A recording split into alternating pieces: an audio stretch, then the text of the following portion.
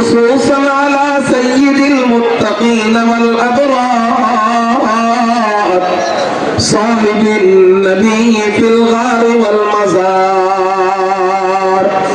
أفضل الصحابة بالتحقيق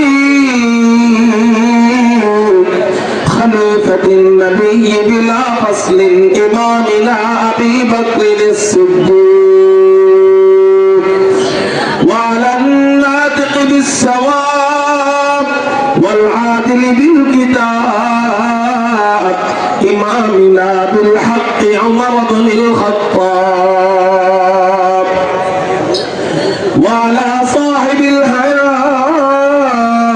وناشر القرآن الشهيد للمظلوم حين تلاوة الفرقان إمامنا عثمان بن عفان وعلى صاحب السيف والقضاء وناشر العلم والهدى أسد الله الغالب إمامنا علي بن أبي طالب رضي الله تعالى عنهم أجمعين أما بعد فأعوذ بالله من الشيطان الرجيم بسم الله الرحمن الرحيم يرفع الله الذين آمنوا منكم والذين أوتوا العلم درجات قال سيدنا رسول الله صلى الله عليه وسلم طلب العلم فريضة على كل مسلم أو كما قال عليه الصلاة والسلام صدق الله مولانا العظيم وصدق رسوله النبي الأمي الكريم ونحن على ذلك لمن الشاهدين والشاكرين والحمد لله رب العالمين সকলে মুহাম্মদের সাথে দুরূদ শরীফ পড়ি আল্লাহুম্মা সাল্লি আলা মুহাম্মাদ ওয়া আলা আলি মুহাম্মাদ কামা সাল্লাইতা আলা ইব্রাহিম ওয়া আলা আলি ইব্রাহিম ইন্নাকা হামিদুম মাজিদ اللهم بارك على محمد وعلى آل محمد كما باركت على إبراهيم وعلى آل إبراهيم إنك حميد مجيد مقصده अगर तरबियत लाल बदख्शा मकसद हो अगर तरबियत लाल बदख्शा बेसोद है फटके हुए खुर्शीद का पर्दा बेसोद है फटके हुए खुर्शीद का पर्दा दुनिया रिवायात के बंदों में गिरफ्तार दुनिया रिवायात के बंदों में गिरफ्तार क्या मदरसा वालों की तबूदा क्या मदरसा वालों की तबूदा कुर्सत जो अपनी जमाने की इमामत कुर्सत जो अपनी जमाने की इमामत वो कौन दिमाग अपने जमाने के पैरों वो कौन दिमाग अपने जमाने के पैरों ला इलाहा इल्लल्लाह ला इलाहा इल्लल्लाह ला इलाहा इल्लल्लाह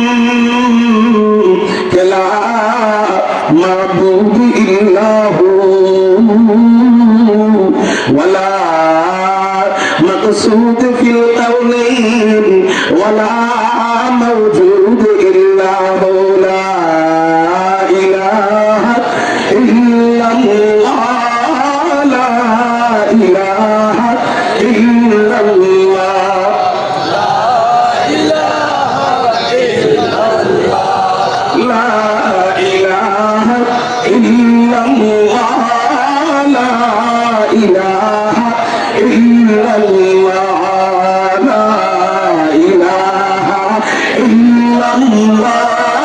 لا إله إلا الله لا إله إلا الله لا إله إلا الله لا إله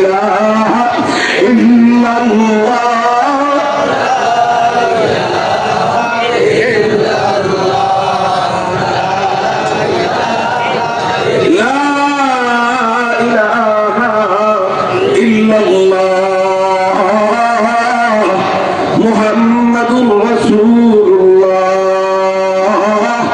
সাল্লাল্লাহু আলাইহি ওয়াসাল্লাম।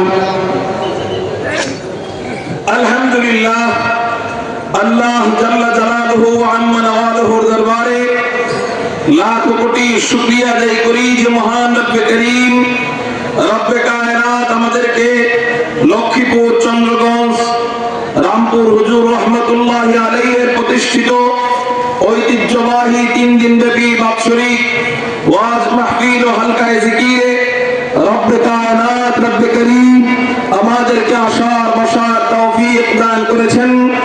সেই জন্য সবাই অন্তরের অন্তঃস্থল থেকে শুকরিয়া আদায় করি। আকাশ পাতাল প্রকম্পিত করে উচ্চ কণ্ঠে চিৎকার দিয়ে বলি আলহামদুলিল্লাহ। মুহতারাম হাজিরিন, এত রাত তাহাজ্জুদের সময় চলতেছে। এই রাতে আমি দিতে আসি নাই, আপনাদের থেকে নিতে এসেছি, বরকত নিতে এসেছি, দোয়াও নিতে এসেছি। কারণ আমাদের যদি মাহফিল না থাকতো আমরা বাড়িতে ঘুমাইতাম, কিন্তু আপনারা এসেছেন এই ময়দানের বরকত নেওয়ার জন্য, আল্লাহ পাকের রেজামন্দি নেওয়ার জন্য। তো এই যে যে বরকত, উলামায়ে কেরামদের রূহানি ফয়েজ এবং বরকত আপনারা নিয়েছেন, এই বরকতটা আমি কিছু নিতে এসেছি আপনাদের থেকে। আল্লাহ আমাদের সবাইকে, সবার মেহনতকে কবুল করুক, সবাই বলি আমিন। এই রাত জাগা পরিশ্রমকে আল্লাহ জান্নাতের উসিলা করে দেখ, সবাই বলি আমিন।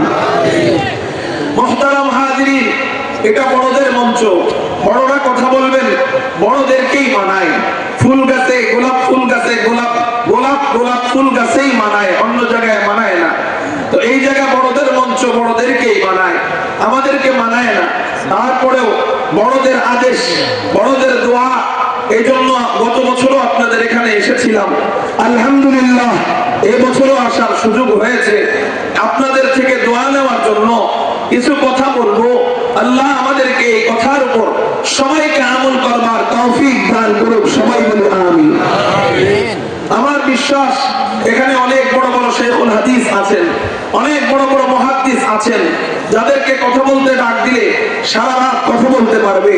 তারপরেও আমরা এখানে বসি, তাবলীগ জামাতে গেলে দেখা যায় শেখুল হাদিস সামনে বসা থাকে, নতুন যে আসছে আমির সাহেব ওই মূর্খ ছেলেটাকে দাঁড় করায় দেয়, সায়সুল মুখস্থ করায়া যে পড়ো বলো। ওর বয়ান ইঞ্জিনিয়ার শোনে, ডাক্তার শোনে, বাইজা বাইজা বয়ান করে, মাত্র সায়সুল মুখস্থ করে দাঁড়াইছে, বাইজা বাইজা বয়ান করে, পারে না। আমির সাহেব পিছন থেকে শিখায়া যায়, কিন্তু এই বেচারার বয়ান ডাক্তার শোনে, ডক্টর শোনে, ব্যারিস্টার শোনে, ইঞ্জিনিয়ার শোনে, উলামায়ে কেরাম শোনে, হাফেজরা শোনে, আলেমরা শোনে, মুহাদ্দিসরা শোনে, শেখুল হাদিস শোনে। একজন মূর্খ ব্যক্তি যখন দাঈ ইলাল্লাহ হয়ে যায়, ওই মসজিদের খতিব সাহেব ছাত্রের মতো বসে বসে তার বয়ান শোনে। ওই বয়ানে মানুষের হিদায়াত হয়। কেন? যে কথা বলতেছে যদিও ওর ভিতরে ইলম নাই, কিন্তু দরদ আছে।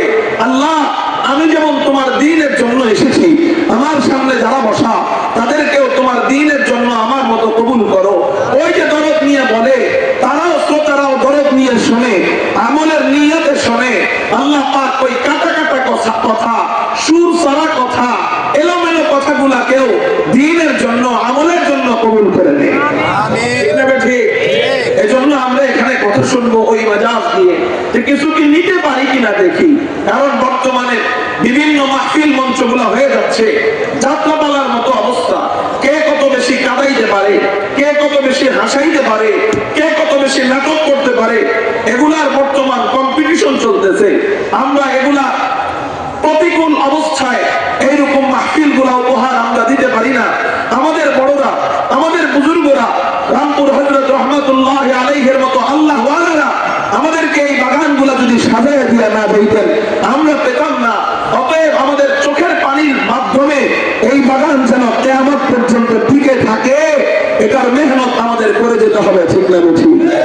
আল্লাহ আমাদের এই বাগানকে কবুল করুক, বলি আমিন। আমি আপনাদের সামনে একটি আয়াতে কারিমা তেলাওয়াত করেছি। ইনশাআল্লাহ এই আয়াতের উপর সংক্ষিপ্তভাবে তাফসীর করার চেষ্টা করব। আল্লাহ পাক রব্বুল আলামিন কুরআনুল কারীমের মধ্যে বলেন, আউযু বিল্লাহি মিনাশ শাইতানির রাজীম,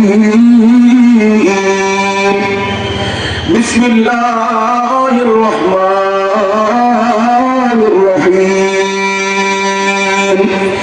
ইয়ারফা'িল্লাহু আল্লাযীনা আমানু মিনকুম ওয়াল্লাযীনা উতুল ইলমা দারাজাত।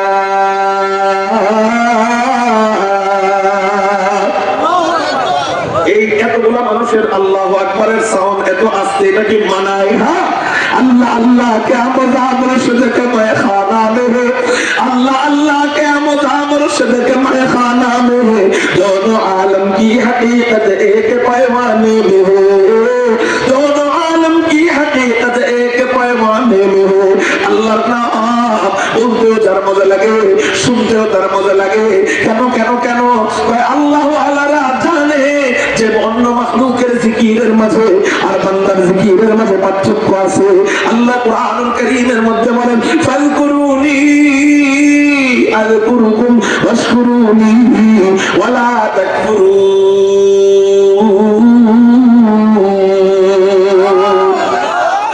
আল্লাহ বলেন, ও আমার বান্দারা, তোরা আমার নামের জিকির কর, তোরা আমার নামের জিকির করলে আমি আল্লাহ তোদের নামের জিকির করব।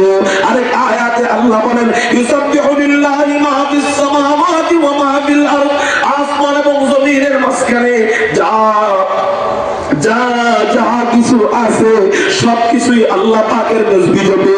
এই আয়াত থেকে বোঝা যায় আসমান আল্লাহ পাকের তাসবিহ জপে, জমিন আল্লাহ পাকের তাসবিহ জপে, পাহাড় পর্বত আল্লাহ পাকের তাসবিহ জপে, নদী নালা আল্লাহ পাকের তাসবিহ জপে, চন্দ্র সূর্য আল্লাহ পাকের তাসবিহ জপে, জিনেরা আল্লাহ পাকের তাসবিহ জপে, ফেরেশতারা আল্লাহ পাকের তাসবিহ জপে। কিন্তু মানুষেরাও আল্লাহ পাকের তাসবিহ জপে, জিকির করে।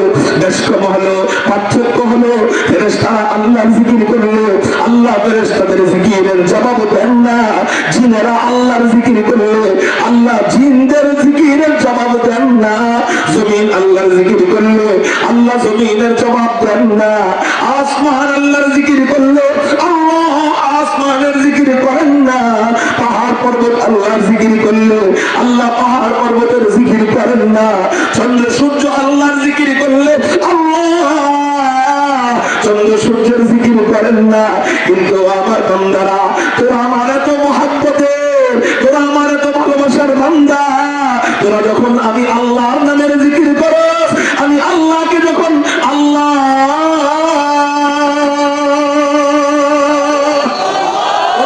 আমি আল্লাহকে আল্লাহ বইলা একবার ডাক দেয়, আমি আল্লাহ সহ্য করতে পারি না।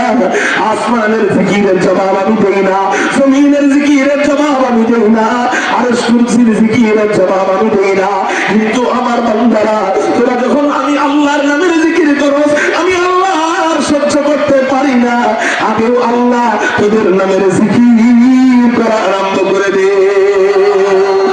আল্লাহ আল্লাহ আল্লাহু আল্লাহ আল্লাহু আল্লাহ আল্লাহু আল্লাহ আল্লাহু আল্লাহ আল্লাহু আল্লাহ আল্লাহু আল্লাহ আল্লাহু আল্লাহ আল্লাহু আল্লাহ আল্লাহু আল্লাহ আল্লাহু আল্লাহ আল্লাহু আল্লাহ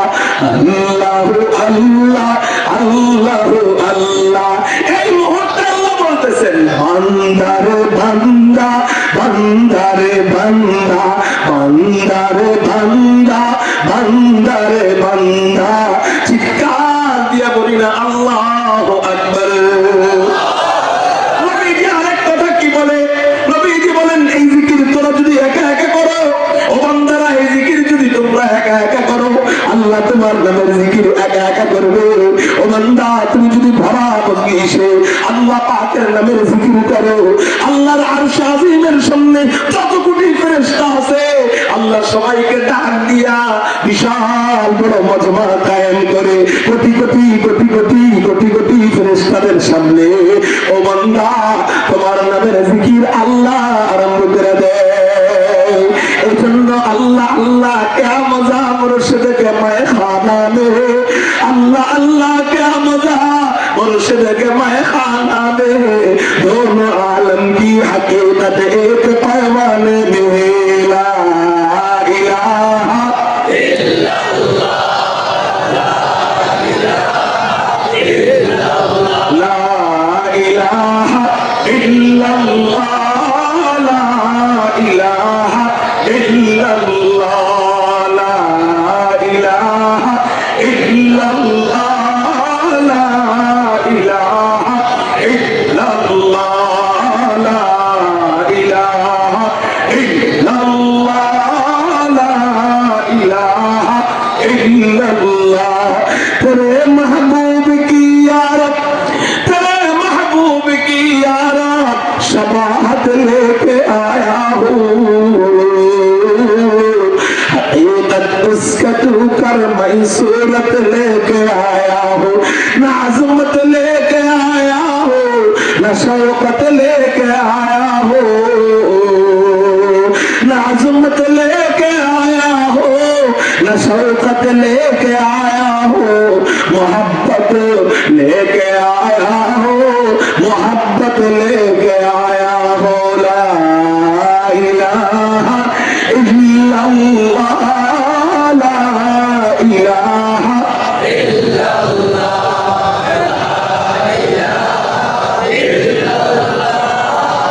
ला इलाहा इल्लल्लाह, मुहम्मदुर রাসূলুল্লাহ সাল্লাল্লাহু আলাইহি ওয়াসাল্লাম।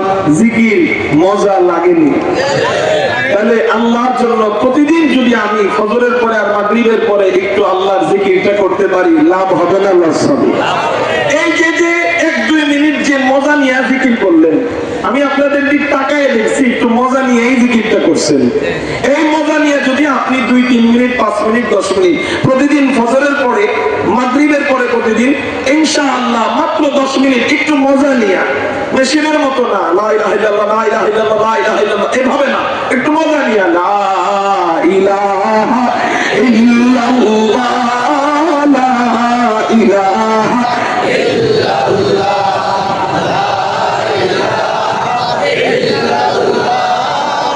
লা ইলাহা ইল্লাল্লাহ, মুহাম্মাদুর রাসূলুল্লাহ সাল্লাল্লাহু আলাইহি ওয়াসাল্লাম। এই মজা নিয়ে যদি একটু ফজরের পরে আর মাগরিবের পরে জিকির করতে পারি, ইনশাআল্লাহ মাত্র 40 দিন এই ট্রেনিং করবেন, ইনশাআল্লাহ আল্লাহ আপনাকে আল্লাহ আল্লাহ বানায় দিবে। এজন্য প্রতিদিন কিছু অংশ জিকিরের জন্য নির্ধারণ করতে পারি কিনা ইনশাআল্লাহ? কারা কারা পারবো? আল্লাহু আকবার বলে হাত পারবো ইনশাআল্লাহ? আল্লাহ তুমি কবুল করো, বলি আমিন। মুহতারাম হাজিরিন, যেহেতু আপনারা এখানে কোনো না কোনো আল্লাহ ওয়ালার হাতে বায়াত, সেই জন্য যার হাতে বায়াত তার সাজেশন মোতাবেক আপনারা জিকির করবেন। আর যারা বায়াত নয় তাদের জন্য আমি একটা হাদিস পেশ করতে পারি, এই হাদিস অনুযায়ী আপনারা জিকির করতে পারেন। নবীজি তিরমিজি শরীফের মধ্যে জানায় দেন, মান সাব্বাহাল্লাহা মিআতান বিল গাদাতি ওয়া মিআতান বিল আশিকি কানা কামান হাজ্জা মিআতা হাজ্জাতিন।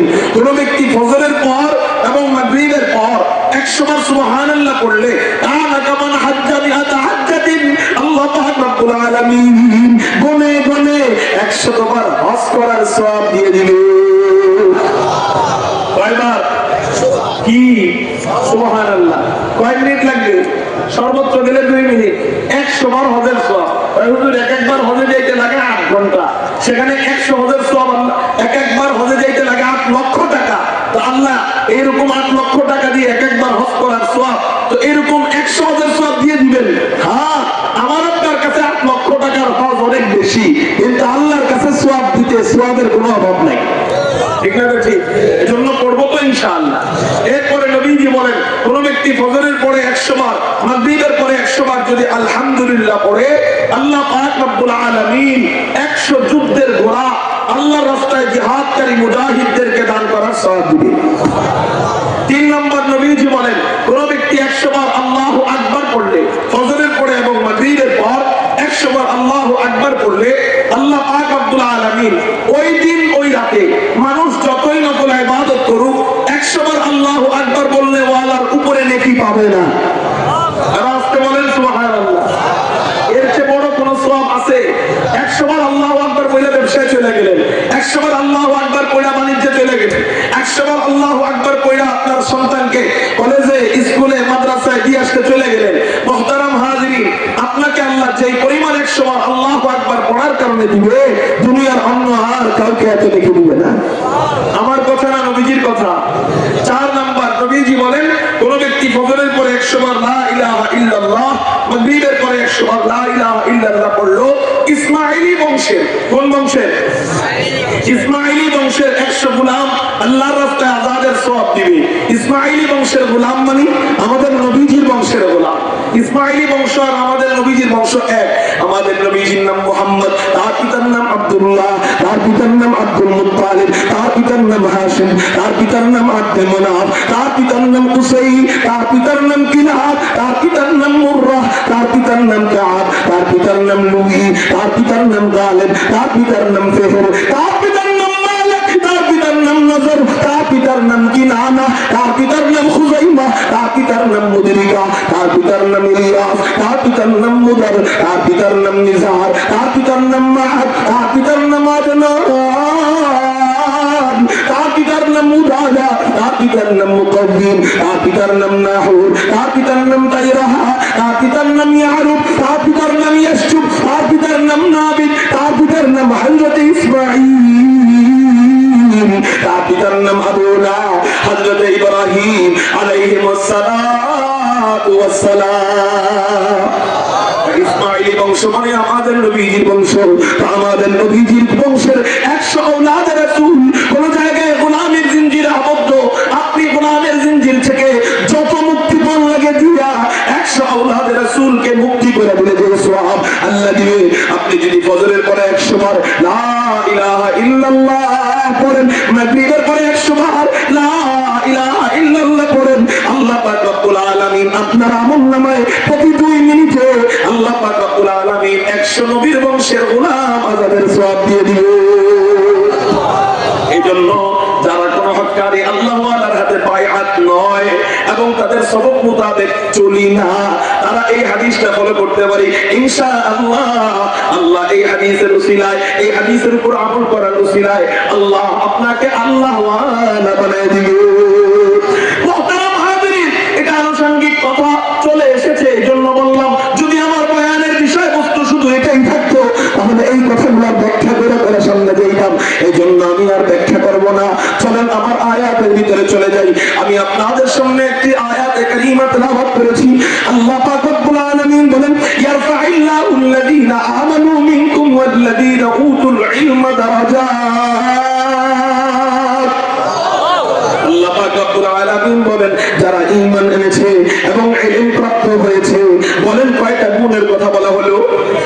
2টা গুণের কথা। 1 নাম্বার যারা ঈমান এনেছে, 2 নাম্বার যারা ইলম প্রাপ্ত হয়েছে। এই 2 গুণ যারা অর্জন করেছে আমি আল্লাহ পক্ষ থেকে তাদের জন্য পুরস্কার কি? আল্লাহ পাক রব্বুল আলামিন বলেন আমি আল্লাহর পক্ষ থেকে তাদের জন্য পুরস্কার হলো আমি আল্লাহ ওই আলেমের ইলম অর্জন করার কারণে ওই আলেমের শান, ওই আলেমের মান, ওই আলেমের মাকাম, ওই আলেমের ইজ্জত, ওই আলেমের মর্যাদা আমি আল্লাহ বাড়ি দেওয়ার জিম্মাদারি নিলাম। কয়টা গুণ অর্জন করতে হবে বলেন? সবাই বলেন কয়টা? 1 নাম্বার কি? জোরে বলেন ঈমান। জোরে বলেন 1 নাম্বার কি? বলেন শিরিক মুক্ত ঈমান। সবাই বলেন বিদআত মুক্ত ঈমান। সবাই বলেন কুফর মুক্ত ঈমান। সাহাবায়ে কিরামদের মতো ঈমান। আমিনু কামা আমানান নাস। আল্লাহ আমাদেরকে ঈমান আনার মেয়ারে হক দিয়ে দিয়েছেন, মেয়ারে ঈমান দিয়ে দিয়েছেন, ঈমান মাপার মানদণ্ড দিয়ে দিয়েছেন। সাহাবায়ে কিরামদেরকে বলেন এটা অনেকে মানতে চায় না।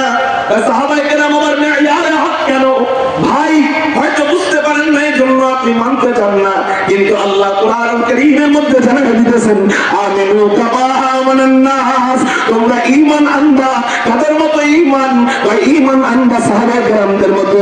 আমরা এই ফিতনা ফাসাদের জামানায় চিন্তায় পড়ে যাই যে ঈমান কাদের মতো আনবো। দেওয়ানবাগীরাও বলে আমরা সঠিক, আক্রোশীরাও বলে আমরা সঠিক, কুতুববাগীরা বলে আমরা সঠিক, আজারবাগীরা বলে আমরা সঠিক, ওই যে সুরেশ্বরীরা বলে আমরা সঠিক, হযরত সবাই তো বলে আমাদের ঈমান সঠিক। তাহলে আমরা এই ফিতনা ফাসাদের জামানায় কাদের ঈমানের মতো ঈমান আনবো?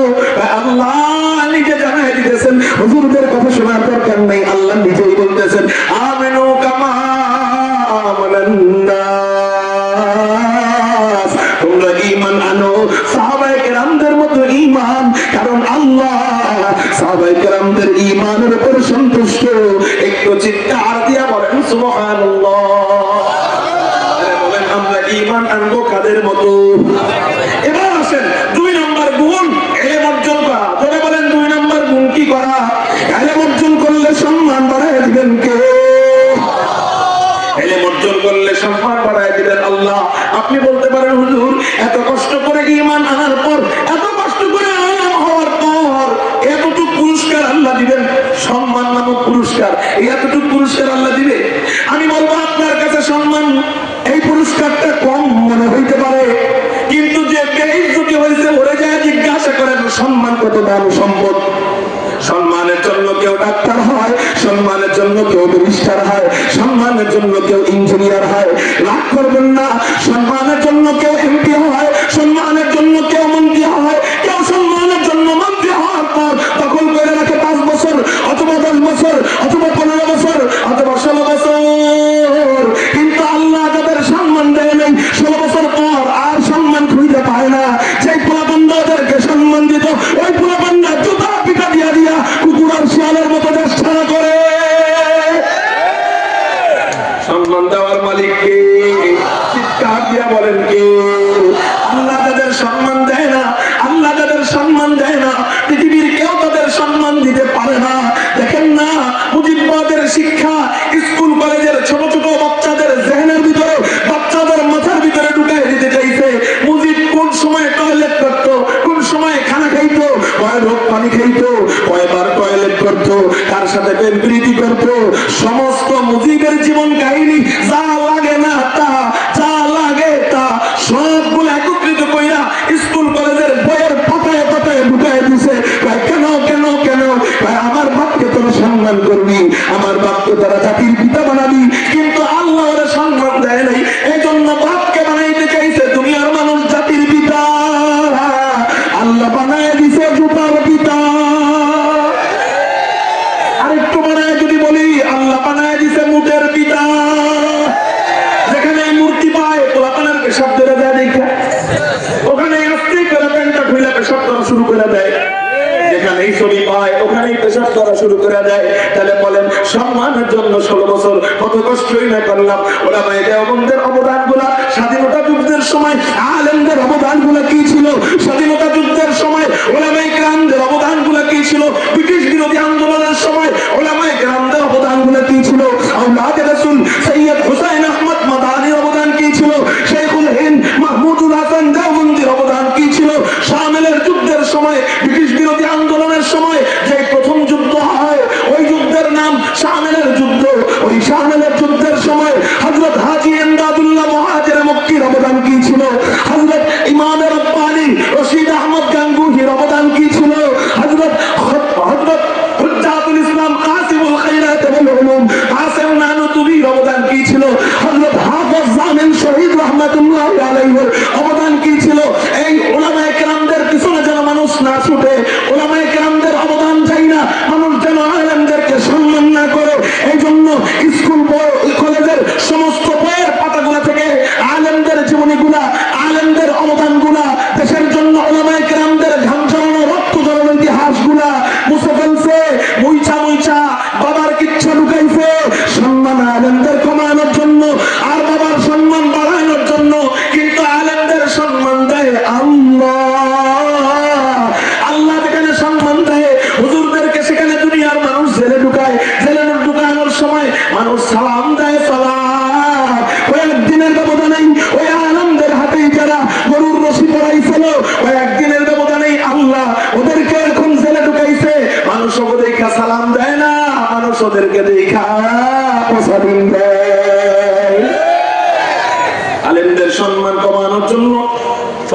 আলোচনা করলো, বইয়ের থেকে ওলামায়ে কেরামদের শিক্ষাগুলা, ইতিহাসগুলা সরাই ফেললো, এমনকি ওলামায়ে কেরামদের ব্যাপারে কোনো কিঞ্চিত অবদানগুলো বইয়ের মধ্যে রাখলো না। ওদের দলকে সম্মানী বানানোর জন্য কত কিছুই না ঢুকাইলো, কিন্তু ওলামায়ে কেরামদের সম্মান ছিল, আছে, থাকবে। ওলামায়ে কেরাম যখন জেলে ঢুকে মানুষ সালাম দেয়, আসসালামু আলাইকুম মামুন সাহেব হুজুর কেমন আছে, আসসালামু আলাইকুম জুনায়েদ আল হাবিব সাহেব কেমন আছেন। ওলামায়ে কেরাম হুজুররা জেলে ঢুকার সময় সালাম দেয়। এখন স্বৈরাচারকে আল্লাহ কয়েকদিনের ব্যবধানে জেলে ঢুকাইছে, এখন মানুষ অবদেইকা সালাম দিব তো দূরে থাক, টয়লেটের থেকে জুতা নিয়ে আসে পিটানোর জন্য। ঠিক না ঠিক?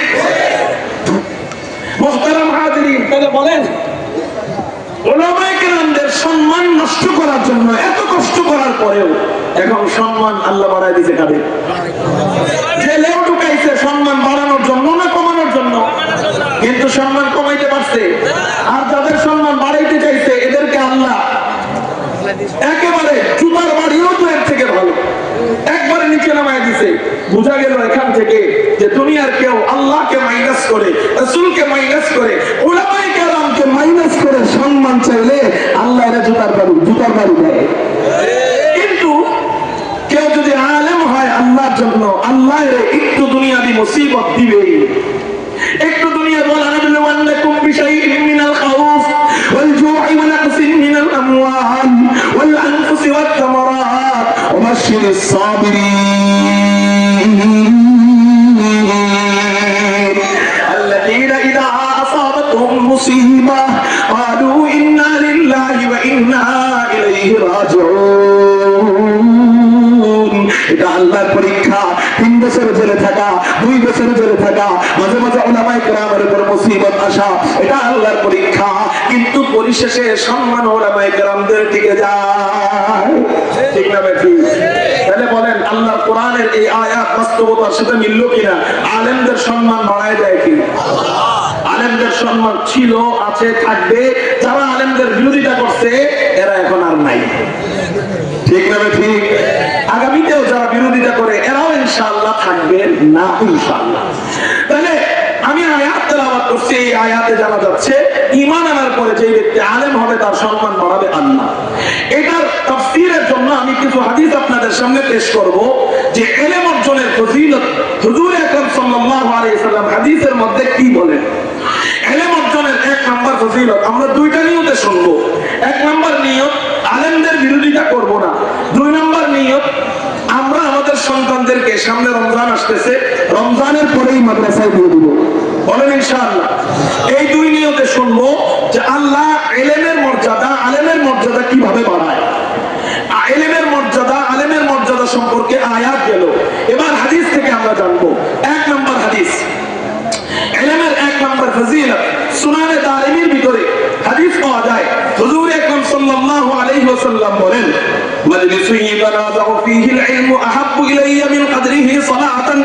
হুজুর আকরাম সাল্লাল্লাহু আলাইহি ওয়াসাল্লাম বলেন, ইলম অর্জন করা, ইলমে দ্বীন অর্জন করা নফল নামাজের চেয়েও আল্লাহর কাছে বেশি প্রিয়। সুবহানাল্লাহ বলেন। ইলম অর্জন করা নফল নামাজের চেয়েও আল্লাহর কাছে বেশি প্রিয়। কেন হযরত? কেন হযরত? বলে কারণ হলো ইলম অর্জন করা, তালাবুল ইলমি ফরিয়াদাতুন আলা কুল্লি মুসলিম। ইলমে দ্বীন অর্জন করা প্রত্যেক মুসলমানের উপর ফরজ। নফল নামাজ পড়া তো নফল, এটা ওয়াজিব নয়, এটা ফরজ নয়, কিন্তু ইলম অর্জন করা প্রত্যেকটা মুসলমানের উপর ফরজ। এবার বলেন নফলের দাম বেশি না ফরজের দাম বেশি?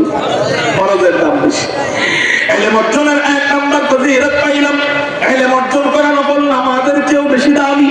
ইলম অর্জনের 2 নাম্বার ফজিলত তিরমিজি শরীফের মধ্যে হুজুর আকরাম সাল্লাল্লাহু আলাইহি ওয়াসাল্লাম জানায় যায়, মান সালাকা তরিকান ইয়ালতাবিসু বিহি ইলমান সাহালাল্লাহু বিহি তরিকাম মিন তুরুকিল জান্নাহ।